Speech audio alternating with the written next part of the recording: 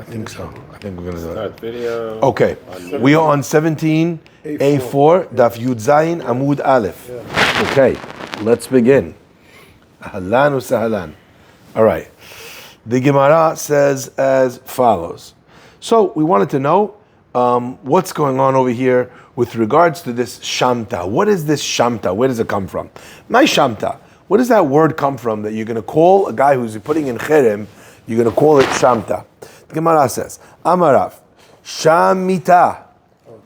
Now he's Over there is death. Now he's describing Shamta? We mentioned it for 6 pages. He's asking what the origin is. You didn't bother asking until now. No, I know what Shamita, death is here. What do you mean? Because we said Shamta has in it, what's it called? Has in it the promise of death. The curse of death if a person ignores it. Shmuel says, Shemama yihiyeh. It should be like destroyed. Okay? So it's not like a death curse that the Rav is saying, but rather it's going to be like desolate, like we use the word Shemama about the Beit HaMikdash. Umahanya be ki tichaya betanura. Says the Gemara, what does this tell you? That when a person is in Shamta, it's similar to animal fat that is you put on the oven. Now the Gemara, what are you trying to tell me? What does that have to do? The Gemara is saying the difference is between the two opinions, whether or not afterwards is the Shamta nullified or not. When you put the fat on the oven, right? So the fat goes into the sides of the oven, as you know. That's why they would put it there, to be able to have it absorb, but it doesn't come out. So according to that opinion, the Shamta is going to stay even after, even after the person passes away, or whatever the case might be, okay? Or even after it's undone, right? So both of these pshatim have this element in it, okay? Isn't Now, Shamta one of the three... one of the levels of harem. First level.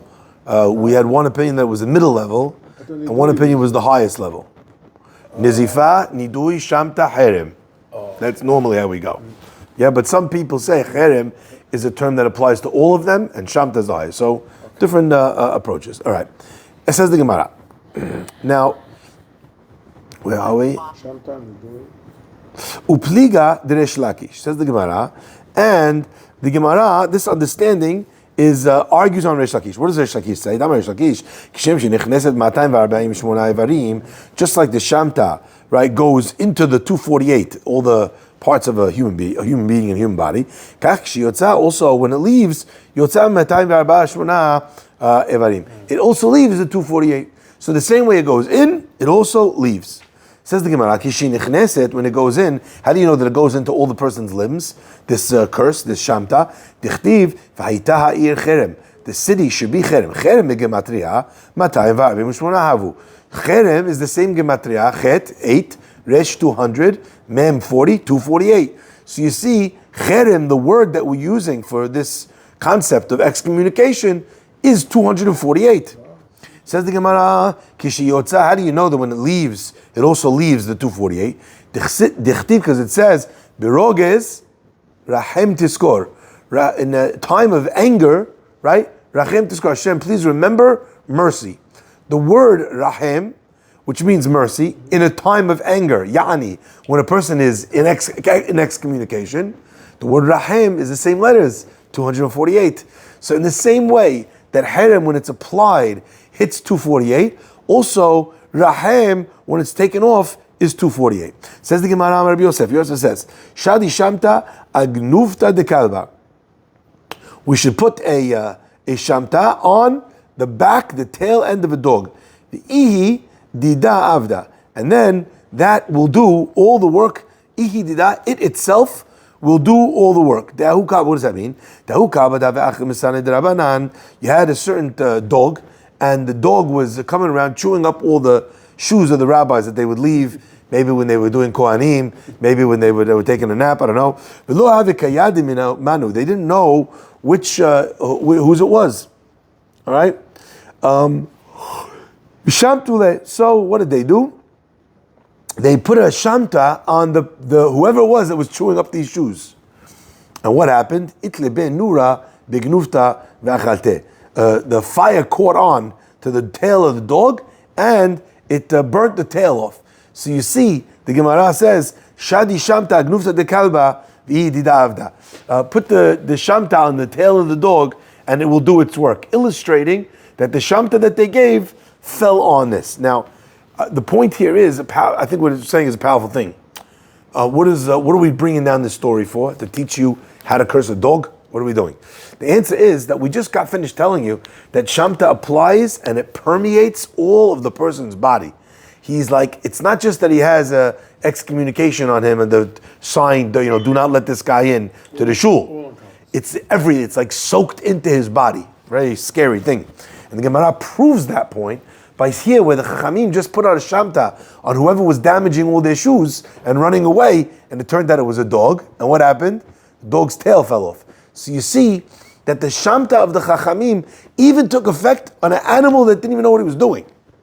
Okay? That's the power So the of... 248 is just showing the depth of it and the release of it. Correct. The 248 is just showing how deep it goes. In all of the person. Yes, exactly. They Okay? use that. They use the 248. Says Gemara, Pahu Alma, there was a very strong person.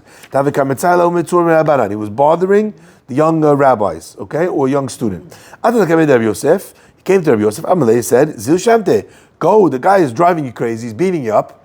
Shamte, put him in excommunication. Amalei, he said, Mistafina mineh, I'm very scared, the guy's a monster, he's very big. Amalei, shkili pticha ale, instead, take out a pticha on him. Okay, what does it mean? That he's going to take out a pticha, a psicha on the guy. What is that coming to communicate?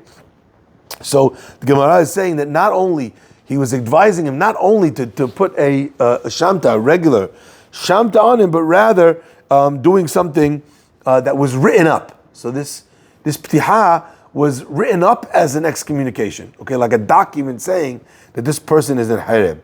The Gemara says, what are we talking about? If I was scared to excommunicate him, not in writing, now the bully can find me, this guy's going to track me down, and he's going to kill me. The Gemara says, Amaleh, he said to him, Shakle achte bekada, take this psicha that we told you, that we talked about, this pticha, this paper, and then put it in, kada, put it in to a jar, into a closed space, ve'achta be'kivre, and then put this jar into the cemetery with the excommunication of the guy in it. Ukribe alfa shipure ba'arba'in yom, and you should blow 1,000 shofar blasts. Okay, alfa shipure, 1,000 shofars ba'arba'in yomin in 40 days. Azil avid hachi, he went and he did this. Paka kada umit alma. The jar eventually busted open, and this guy who was torturing him, the rabbi, he wound up dying. You always know who gave you the shamta, huh? You can't get any do it. Yeah, if you remember, we even said you have to say in the shamta who's putting him in the shamta. Okay, yes. So why does the certificate even have any meaning? You know who did it? This is anonymous. So when he was not doing it, when he was not facing the guy, he could get away with not saying that he could say it in the shamta, but the guy wouldn't hear. And the result is worse. So the punishment here is... Why does he want to kill the guy? He wants to kill the guy because the guy is torturing him, he's beating him up. The Put punishment. him in the shamta and give him a chance to, repent. So it sounds like this guy was such a dangerous character that he said when he told him to give the shamta, he was afraid for his life. It's a real bad. Right? That's what he said. I'm terrified. I'm scared to do it. Give him the shamta. He's afraid to give him the shamta. He's even afraid to give him the shamta. That's how bad this guy was. Like a real. This guy needs Different more. for a bully. It's not. We're not talking about a guy who was making fun of his mother Or disrespecting the rabbi. or disrespecting. We're talking about a guy who was violent to the point where the guy was afraid for his life. He's incarceration. Yeah. Okay. By the way, you had this kind of stuff going on in Halab. By the way, you should just know when they had issues with the people back then, the big Chacham would go to the Sefer Torah, and he would say a kilala on an anti-Semite that was trying to kill Jews in the neighborhood, and the guy would drop dead. Wow. They would also they had situations where they would take the wine on the night of the Seder, after they did all the makot. And what was the custom? Go find the guy And who's throw it on. beating up Jews, yeah, Throw it on and them. throw it in his yard. And he would bring him all those kelalot. Yeah. So there's a lot of stuff going on in Halab. Halab was a spicy place. Okay. Says the Gemara. I thought it was just us, by the way. Every Sephardic person is like, yeah, of course. We're all doing it. What do you think, I'm Ashkenaz? Okay, says the Gemara. What does this mean that you're going to blow shofarot? I understand blowing the shofar on Rosh Hashanah. I understand. That's a mitzvah.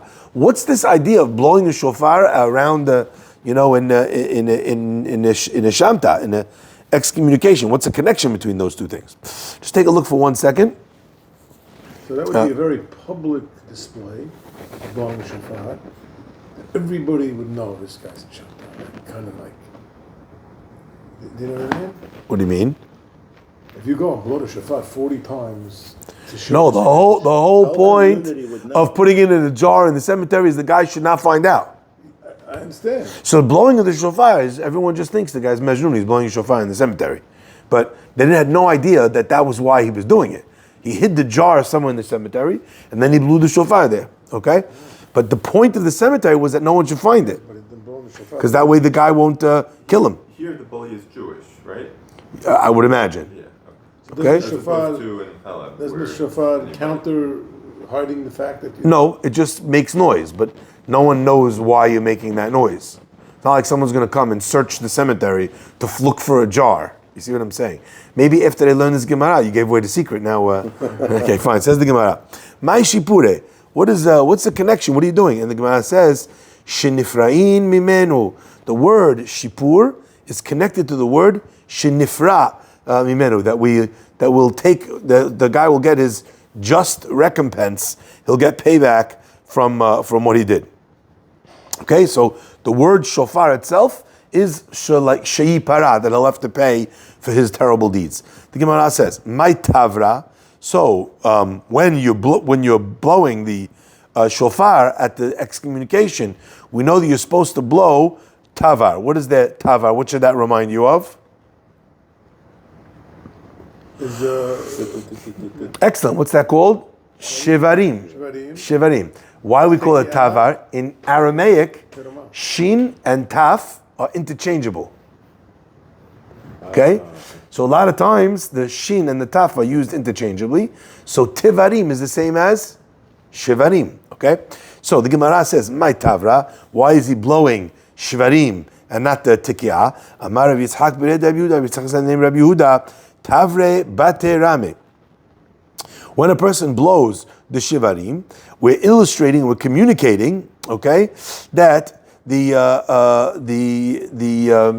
shamta is so strong that it could shatter, large buildings. In other words, it's so powerful. So we're describing that by blowing the shofar blasts to indicate the broken blasts are to indicate that this shamta is like all-encompassing. There's nowhere to hide behind. You can't stand behind the building, and be protected from the shamta. So if you're that bad, okay? Yeah. He's a bully, he's dangerous. There's nothing in between the cherem and going to chinik at the beit din. Like, in other words... Look, I gave you 6 levels already, like nizifa, nidui. No. But I'm saying excommunicate. In excommunication. No. Yeah. But he's such a very big guy. You would think, well, we got to go to the beit din. We got to get him under control. This guy. There's two issues. There's 2 issues. One issue is, can you get the guy to beit din? The guy's such a violent criminal. Like, no one's thinking, let's get Osama bin Laden to the chief rabbi, right? The guy's a murderer. You don't even want to deal with him. You don't even. Other actions to be taken other than the shamta. Right? So no, there are many actions. If they witnessed the crime, they have witnesses. They could bring him to beit din. But what if there's no witnesses? Okay. So this is something that was used in a specific situation. This is the Gemara is not telling us you're fighting with the guy over a reservation. Shamta the guy. It doesn't. We never said that. Okay. Says the Gemara. Titania, how do you know that this idea of shivarim, that it's able to break big buildings? Amar Rav Shimon ben Gamliel, kol makom she'atu chamerehem, o mita o oni. When you had the chachamim, when they saw something that was terrible, and they put their eyes on that person, so to speak, they looked at the evil that was being done. The very fact that that Talmid Chacham was looking, saying, look at how terrible this is, was already able to produce a response of din from Shamayim. So even the Chacham seeing the guy was enough to bring either mitah or oni, either poverty or death. Why would you believe that such a bad guy would even follow that you said he's in Shamta? Why would he even think, No, it's not going to follow it. He's not going to No, he's not getting the stuff of Shamta that's optional. The guy's going to drop dead in his bed.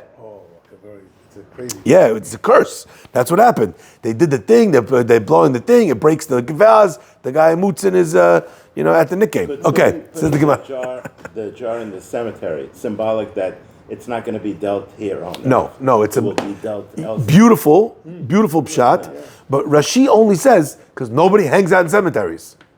Okay. He didn't want the guy to find the item that says his name on it. Right, who would go? So you go to the Rashi says, "Be'kavret de lo shchichi taman inshi," because no one there. There's no one in this beit hakvarot. Okay. According to this, by the way, if you wanted to replicate this for whatever reason, if you wanted to replicate this, let's say you didn't have a cemetery, so you could put it in a place where people don't go, like Met Stadium. Says the Gemara. Good one. Okay.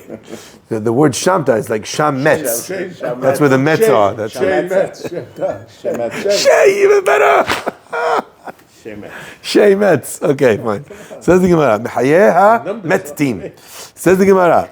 The Nazir, the Misora, Mitumato, the Tarato. Says the Gemara. Now we're going all the way back. Joey's been waiting ages for this. When are we getting back to the Mishnah, Rabbi? The Chilak killing everybody. He's putting everyone in boxes. Okay. Let's say we're talking about whether a person could cut their hair on Chol HaMoed. And we're back. Says the Gemara, so when you have a Nazir and a Mitzorah, remember, let's just review what this case is. Mitzorah is the guy gets tzarat, okay? Then he goes into sequester, they have to see if it spreads, doesn't spread, lock him up, don't lock him up, okay? Now the time is he's going to get clean, okay? So he's going mitumato, Litaharato. From his tumah, now he's going to become purified. So in that case, they cut his hair. Nazir also. At the end of his 30-day period, he's not allowed to cut his hair. End of 30 days, what does he do? Part of the thing is, he cuts his hair. Says the Gemara, you're also allowed to do that if the guy ends his period in the time of Chol HaMoed. Says the Gemara, Rabbi Yirmiyah asked the question of Rabbi Zera. Right? When is the case that we talked about when there wasn't any time at all to be able to do this before the Hag? In other words, let's say the Hag starts on Monday night. Let's say the guy on Sunday is Tahor. So he could have done it on Sunday. He didn't do it on Sunday. Would we say that the guy could still cut it on the holiday because he's a Nazir mitumato tarato? No chance to do it. Or would we say, no, you had time before. You didn't do it before? Tough on you, like everybody else. The traveling guy. Or Dilma, af pishayalehem penai. Maybe we're talking about even they could cut a Chol HaMoed even if they did have the time, right? When they became tower before. Amale Tanina. It says in a Braita, anyone that said that you're allowed to cut their hair on the Moed, on the Chol HaMoed, when there was no opportunity. If they had time, Asurin. Nazir u'mitzora, af al pi shaya lehem penai mutarim, Nazir u'mitzora, even though they had time to do so, right, before, still, what's it called? They're allowed to cut their hair. Shelo yashu korbanotehen. Says the Gemara, why? Why? If you remember, any time where the guy could have cut it before, we say, should have cut it before. I don't want you to take the opportunity to come into the holiday not clean shaven when you could have come into the holiday the correct way. The Gemara says that's true. And that gezerah is also relevant here. However, since in this case, if we tell the guy, you can't cut your hair on Chol HaMoed, when's he going to bring his Korban Nazir or Mitzorah? After the holiday is over. So the guy's Korban Nazir and his Korban Mitzorah now are going to get dragged out another 8 days. So even though normally we would tell you you can't cut, over here we're going to tell you you could cut because we don't want it to drag out. Give him the benefit. Let's get him done. Yeah, let's look at Rashi. You see that? Shlo yishahu korbanotehen, like fifth narrow line.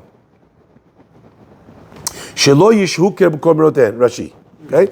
Rashi says, b'taglachtan, when they shave, ad la'achar haregel, until after the holiday. The Nazir Mitzorah, em mevi'in korbanotehen. They're not allowed to bring their korban ad la'achar giluach, until after the shaving. Ki dichtiv behu kerai, like it says in the pasuk. Hilkach lo kansinan lehu. We don't give them this punitive measure, this knas. B'delo avdi, when they did not cut their hair mikamei regel before the holiday. The zimnin delo avid kamei regel, because there are times that for whatever reason the guy was not able to do so before the holiday.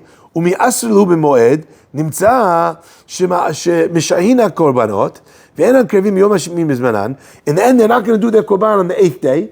Lefikach amru megalech moed demutav lekarev zman hakrava v'lo acher. It would be better to do so and to cut it before than to do it afterwards. Okay? Question. Yeah. So do we assume, because you specifically said these two guys, Nazir and the two situations, that other people that have a chance to cut their hair would have to do it and not be allowed to go kidnap, business traveling? We said those guys are allowed. Yes. Anytime. Let's say the guy comes back on Sunday, he can't cut on the Chol Hamoed. He has to cut on Sunday. Yeah, and if he didn't, he can't. Okay, so we learned from this, because he only said these two situations. And he gave the reason. Shelo Yeshu. They have an Yeah. exception. Now, let's say you had an exception. Hold on. Let's say you had an exception. But it also had a korban. What would you say? Yes, a lot. Yes. Oh. So as an example, I can think of another case that might have a korban that would get significantly delayed. As an example, we know that at the time of the Beit HaMikdash, there used to be somebody that you could bring a korban todah. When do you bring korban todah? When a person almost drowns, right? In the river, the thing. So now we say gomel. But then they used to bring a korban todah, a korban of thanks. Okay? So if you make the guy wait, you're going to push his korban todah. No good. So maybe same halakha, because it gives the same reason. But if that's the case, why do I only say Nazir Mitzorah? So it gave you the reason, which would make you think anything that has that reason is good. But it also told you those two things, indicating that maybe only these two things have that reason. You know what the answer is? The answer is you could bring a korban todah with long hair. Meaning, I'm not going to make you wait, because even if I make you not cut your hair till the end of the holiday, you could bring your korban on Chol Moed. Because the korban is not tied to the length of your hair. Only these korbanot are relevant to the length of the person's hair. Wow, that's crazy. Yeah, I could think of one more, but we'll see. Let's see. Says the Gemara. Tana. Now hold on. When he has to still go to the Kohen, check the Mitzorah, make sure that it's Sorad, that it's... That we're talking about after. I got the all clear. No, I got the all clear already. Oh, you did it all. So I'm all good. Now I just need to cut the hair. Yeah, and then I go, big day. Okay. Clear, do. Yeah, Tana. HaKohen va'avel mutarim b'giluach. HaKohen and the Avel mutarim b'giluach. Let's say they were not able to cut their hair before. The halacha is that they're able to cut the hair on Chol HaMoed, exactly like we said already, this concept of, what's it called, in the Mishnah. Now the Gemara says, hold on, I don't understand. What do you mean you're adding these things? What just happened here? Hi, Aved, Hechidam. But what's the case of the mourner? You're talking about where he becomes, he's allowed to cut his hair on the Chol HaMoed? What's the case? If the case is that his 8th day, in other words, the day that he gets out of Avelut, is Erev Regel, is the day before the holiday. He should have cut on Sunday. So why should we allow him to do it on Chol HaMoed? Gemara answers, maybe the answer is that his 8th day fell out on Shabbat, which is Erev Regel. So I should have done it before the holiday, but I couldn't do it before the holiday. Why? Shabbat. Before Shabbat. So the Gemara says, that's not a good answer. Because if your 8th day falls out on Shabbat, we would have let you shave on Erev Shabbat. That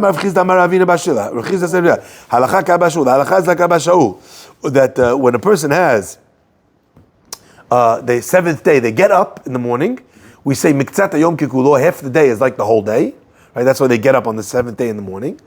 Now, if on that night there's a holiday, we allow the guy to cut the hair on that day. So since that's the case, and the Chachamim who argue with Abba Shaul, and they say, no, you can't cut on that day, they agree, when the 8th day of, what's it called, of his Avelut, when he'd be allowed to cut his hair, is on Shabbat Erev Regel, not Erev Regel, but on Shabbat Erev Regel, Shemutar Legaleach, Erev Shabbat, you're allowed to cut on Erev Shabbat for the sake of the holiday. So since that's the case, if the guy's 8th day fell out on Shmini of Shabbat, on Shabbat before the holiday, then he would have let him cut it on Friday. So he still would have been able to cut it before the holiday. So what's your case where you're telling me I'm allowing an Avel to cut on Chol HaMoed?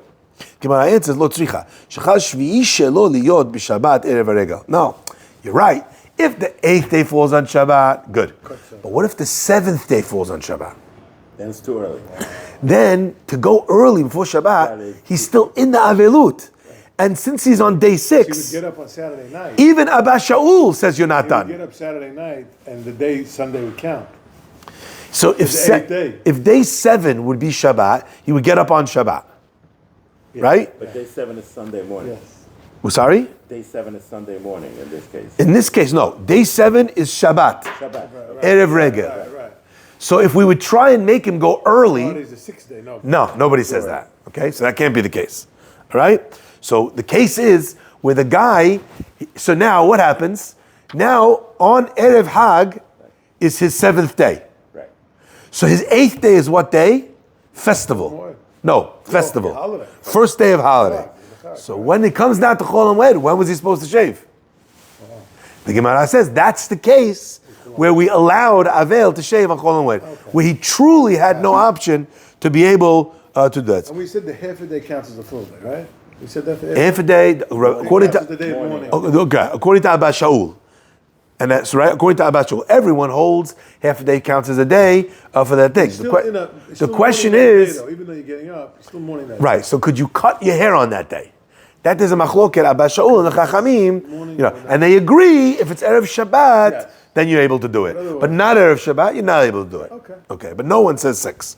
Tana Bera says the Gemara. Tana Bera Savalaka Abba Shaul. Says the Gemara.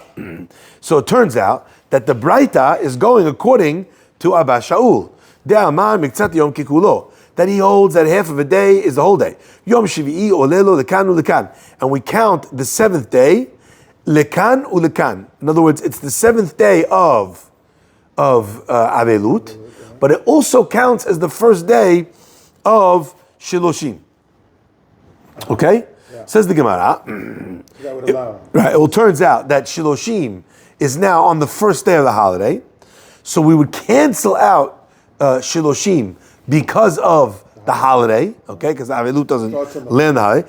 Even the Shabbat, Havi Anisu, and since on Shabbat he's honest, right? Because it's also on Shabbat, so he has no other option, and therefore he's allowed to cut his hair on Chol HaMoed. Now the Gemara says, let's look now at the Mishnah. Tana Didan. And the Shloshim would start on the Chol HaMoed day? Sorry? The Shloshim would start on the Chol HaMoed day. No Avelut on the holiday. No Avelut. Yeah, no It Avelut. counts as a day though? It's day 1 on the holiday, 2 on the Day holiday? 7 would have been day 1, Okay. but now- since day 1 now falls on the holiday uproots the Shiva. Okay. Okay? Since the holiday uproots the Shloshim, technically he should be allowed to shave today, but he can't. It's the holiday. Okay. So he came into the holiday allowed to shave, but unable to shave because of the holiday. So that guy who's like an honest will allow him to shave on Chol HaMoed. When does the Shloshim start for that guy? Good question. We're not in the Sugya Velu. Yeah, You see what I'm saying? Right? Yes. Delay. Yeah. There's a question always, what happens with Shiva and the holiday? Normally we say if they didn't sit yet before the holiday, then it knocks out the Shiva completely. Right? So if they sat Shiva 1 minute before, then the holiday uproots the rest of the days. Let's say they didn't sit Shiva at all, they didn't get in time to bury, they had no Shiva, so the holiday pushes off the Shiva, and they start Shiva after the holiday. We actually just had it now. The Shiva Just now, this last holiday, after. we just had it with one of the Shiva situations. Huh? The Shiva would start after. Correct. Only if they didn't sit at all before. But we're not talking about Shloshim. No, we're not getting involved in Shloshim. Yeah, okay. Says the Gemara. Tana Didan. So what about our Tana? We, in our Mishnah, did not discuss this specific case. Why not? The Gemara says, Savala ki Rabbanan. Because he holds like the Rabbanan. De Amrila, Amrinan miktzah yom kilulo. They say, De lo Amrinan, we don't say part of a day is like a whole day. Ve'akati lo shalim avelut shiva. So it turns out, on the seventh day, which turns out to be Shabbat, right? The Shiva is not over. So since Shiva is not over, Shiloshim doesn't start. Shiloshim doesn't start, it doesn't get knocked off by the holiday because it didn't start yet. So since, like we said about Avelut, since Shiloshim hadn't started yet, so it's not canceled. So therefore, if we would have been on a day which was not Shabbat, you wouldn't be allowed to cut your hair either. So since that's the case, you can't say that we were delayed from cutting his hair on Shabbat because it was still the seventh day, and therefore the person is not allowed to cut his hair on Chol HaMoed either. Okay, so it's only if the scenario arises we have Shabbat before, and according to Abba Shaul, but according to the Chachamim that's not the case, and therefore our Mishnah made no mention of it. Okay, says the Gemara, Hai Kohen Echidami. The Gemara says, okay, so you just said a Kohen and an Avel are allowed to shave on Chol HaMoed. So you told me now what your case of Avel is. That would be that you were allowing, you were expanding on the Mishnah. What's this case of the Kohen? Gemara says, maybe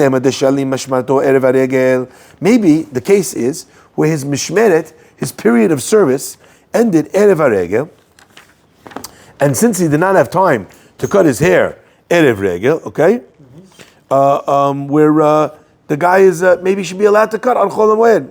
The Gemara says, if that's the case, then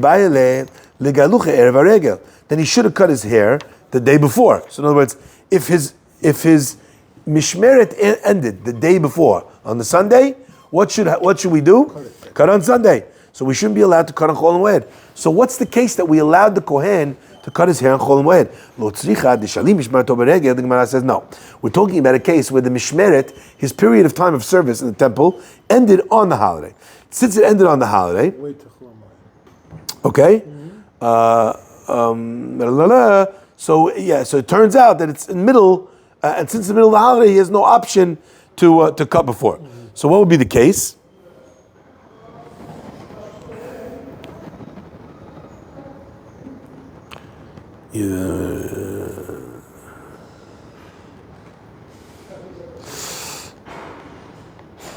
Tishalim mishmarto baregel.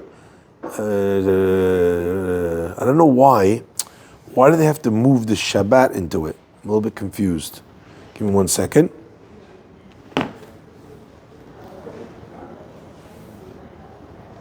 To be a haircutter this time, I think. A lot of action. Haircutters, Figaro was busy. Here, okay, yeah? Look at Rashi. Rashi tells us why we had to bring it to the case of Shabbat. Rashi is right about 10 lines up in the wide lines in the bottom. The Shalim Mishmarto, you see it? Erev, right here. Yeah. The Shalim Mishmarto, Erev Haregel, right there. Yeah? Yeah, they're going. The Bishabbat, on Shabbat. The Leolam, Lo Shilma Mishmara Ele Bishabbat. A Mishmeret never ends on any other day. It always ends on a Shabbat. That's how they regulated the cycle of Kohanim service in the Bet. Saturday was the day end of the Mishmeret. Okay? Says the Gemara. So what was Lotzricha de Shalim Mishmarto Beregel? The case where you have to tell me what's it called? Where we're allowing the Kohen to cut his hair on the Chol HaMoed is when Shabbat fell out in the regel, in the holiday. Okay? Now, says the Gemara, hold on. So you're telling me that that's when he's allowed to cut, because if he reverts back to Erev Hag, okay, what day would that be? Friday. Wednesday. No. Shabbat came in the middle of the holiday. So let's say Chol HaMoed. So the day before would be Thursday, would be Wednesday, whatever it would be, okay? So on Wednesday would be Erev Hag. He's now in the middle of his Mishmeret. He's not allowed to cut his hair in the middle of his Mishmeret, okay? So Gemara says, if that's the case, so since he comes into the holiday honest, unable to cut his hair, we allow him to cut on Chol HaMoed. So the Gemara is now bothered by the same question we just asked before. If you're going to tell me that the Braita allowed this case, how come the Mishnah did not mention it in all the things that it talked about with regards to cutting cutting hair and laundry. Gemara says, Tana dinan, our Tana holds, kivan ditanan, since we learned in the Mishnah. There's 3 times in the year where all the mishmarot are shavot. Remember, there are 24 mishmarot, okay? 24 mishmarot. And they operate all the time. Now, if there's 24 mishmarot, and there's 52 weeks in the year, okay? How everyone got 2 weeks. Now, if it's what's it called? If it's a Hebrew calendar and it's less, right? Yeah. Less than that week, so it doesn't divide exactly evenly, let's say. But the point is that each one got their amount of time, where they were in service. When it came to the Shalosh Regalim, all the mishmarot were equal, okay? Be'emurei haregalim ubechiluk lechem hapanim. When it comes to the emurim, the limbs of the korbanot on the festivals, on the holidays, and as well with regards to lechem hapanim, the showbreads on the shulchan. Kiman de lo shalim mishmarto beregel dami. So since that's the case, right, it's not as if his mishmeret ended on the holiday, but rather it went to the end of the holiday. Why? Because let's say my mishmeret ends in the middle of the holiday. But since the holiday days are all the mishmarot's days, so did my mishmeret end? No. It continued. Did it? Continued. So in other words, let's say I am group number 27. Sorry, there's only 24. Group number 22, okay? My 22, my Shabbat ends in the middle of the holiday. So this is my end of my shift. No, because the holiday shift includes all the Kohanim. Because you can imagine all the Jewish people coming up, they had to have all the Kohanim on duty. Sorry? The holiday. Yeah, include the whole holiday. So therefore, my Mishmeret can't end on the holiday. Because let's say it ends on the holiday, I'm still on duty until after the holiday is over. So the Gemara says, according to the Mishnah held, according to this opinion, so therefore there was never a scenario where my Mishmeret would end on the holiday. Because it would just then extend it until the end of the holiday. And when you say is it a haircut or they have to have haircuts? When? All these haircut situations. No. Is it because the person needs to take a haircut or no? The Kohen has to take a haircut. Here the case is allowed to take a haircut. Allowed. So allowed. You need it, allowed. But here the case is allowed. And if you're allowed, then you want to have show kavod.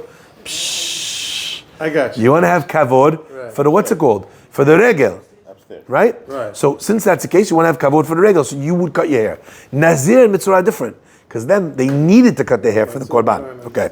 The Gemara says, "V'tana bera savar." What about the other Braita, the Tana of the Braita? Afagav d'shayach b'hanach mishmarot. Even though this guy is also part of everybody's mishmeret, mishmate miha shlimale.